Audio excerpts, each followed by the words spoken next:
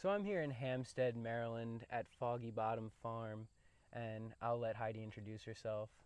Hi there, I'm Heidi Lippy Sprinkle, and I am a proud member of the farming community in Carroll County. I've grown up here. My dad was a lifelong farmer, Wilson Lippy, part of Lippy Brothers. My uncles and my aunt were all born in the stone house beyond the barn behind us. And our family's been here for this, our daughters are fifth generation on this farm. So I'm Foggy Bottom Farm, it's our place, it's our home. So Marylanders that have been here for generations are feeling the effects of this project.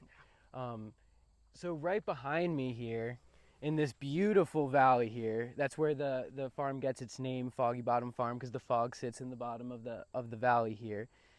There's going to be power lines that cut right through from the MPRP project. So they're going to start on that side of the field in the woods over there. They're going to cut across their field, and Mrs. Sprinkle lives in the house in the woods over there. It's going to cut through the woods right there, right next to her house. So this is going to be fairly detrimental. What would you say the loss of crop, how would you say that's going to affect revenue this year and for years to come?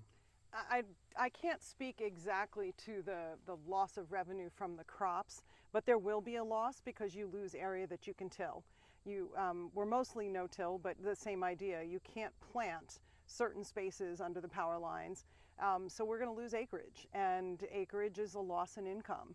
And that part of loss from these power lines, not to mention the effects of the electricity itself.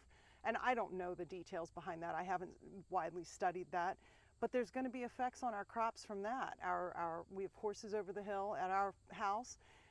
We've got 3 daughters and their friends, and this is an area that we spend a lot of time. We can picnic down by the stream. We take the ATV and go across the way. We hunt this whole area. It's our home. It's where we live, play, sleep, and grow, and those power lines are going to disrupt everything about that. So above monetary impact, as you can tell, it's going to affect people's mental health. It's already affecting people's mental health. I'm sure the thought of this is already affecting you. I mean, it's affected me. Just thinking about losing all of this beautiful view, I mean, it's heartbreaking. But another monetary effect, I mean, property values. We talk about property values.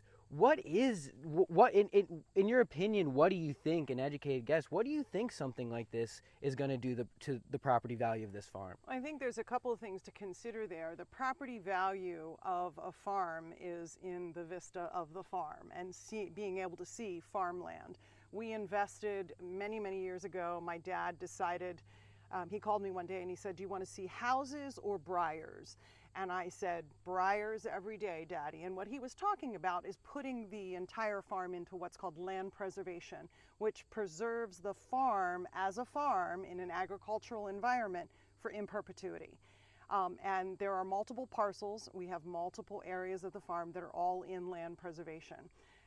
My husband did some research in the area, and there's a 3-mile stretch, and I believe it's 10 owners, 10 different farm owners, and it's 900 preserved acres that will be affected by this one proposed line. And the property value, I can't speak to that. That's why we need all of our realtors and all of our appraisers in on this fight with us, because they need to help us understand what that impact's going to be. But we're going to lose our ability. We've already lost the ability to develop. We chose to not develop our land, but now they're going to further devalue our land and come in and try to make us accept the fact that we're just going to have a totally different view with power lines. And I don't want that. I want to bury my everyday electric lines. I don't like seeing them. I definitely don't want to see power lines behind my house.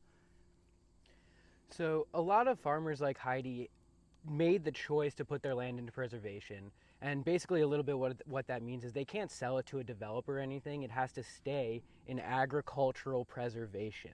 So she made that choice, right? Or someone in her family previously made that choice. Who has the right to come in now after someone made that choice to say, hey, I'm gonna give this easement up, I'm gonna devalue my land, but I'm also gonna protect it from future projects? So who gives someone the right to come through with a future project and violate that agreement? I think that's a big thing. I think one of the things that is really important in this discussion is the impact it'll have on the environment. Farmers are environmentalists. We don't always often get labeled like that, but we are the caretakers for the land on which we live, the water from which we drink. A lot of times it's what we eat. We grow what we eat. And this project will decimate areas that have been environmentally protected by land preservation, by easements that we're not allowed to plant in certain areas to protect the water sources or wetlands. And this will come right through and it'll just destroy all of that.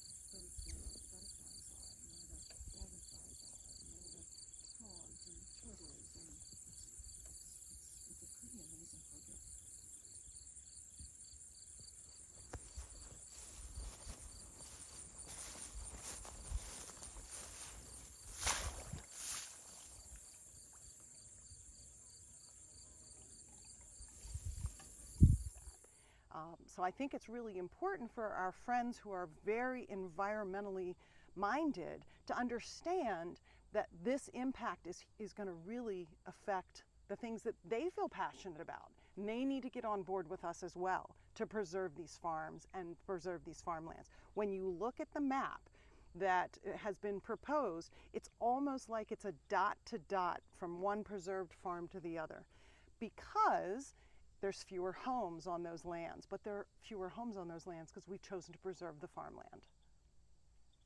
It's well said.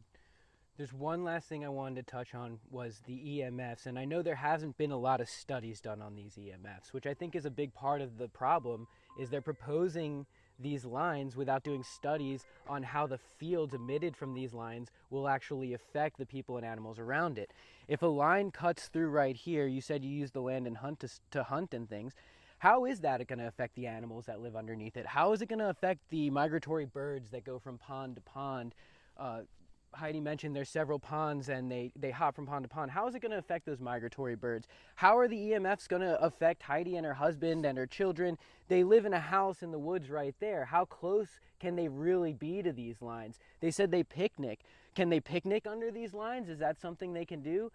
The EMFs need to be studied, right? They need 100% to be studied because they haven't been, and you can't give the answer they're safe unless it's been studied extensively.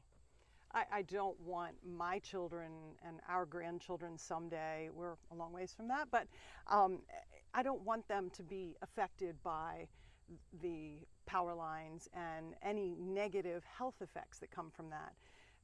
I just don't think that people have thought through this old technology. You know, we're trying to, my husband Mark made a really good point the other day. He was talking about how we've got this new problem and we're fighting it with old technology. Let's catch up. Let's get into the technical side of it and figure out what we can do that makes more sense today for these problems that are hitting us now and tomorrow down the road. Let's not go back and use something that's been around for 60 years. Let's figure out something new that works better, more efficiently. It's going to take some money, but these companies need to be willing to spend that money and do that research. I think that's a great note to end on. Thank you so much for your time, Heidi. I appreciate it. Thank you so much. So this is the farm at the other side of the property line where the lines are going to be coming from. So it's actually going to cut across this farmer's cornfield here, right through these woods here, and then over into Heidi's property and where we showed you before. So in this clip, you'll see there's two houses between the two farms that you can see through the trees, and these houses are going to be within 100 feet of the proposed power lines. So it's not just farmers in this area affected, it's the people that live here too. So after going through the forest, they're going to cut through Heidi's conservation field here and then a couple cornfields over next to her house, which is in the woods that we're pointing at now. It'll cut through the corner there right next to Heidi's house.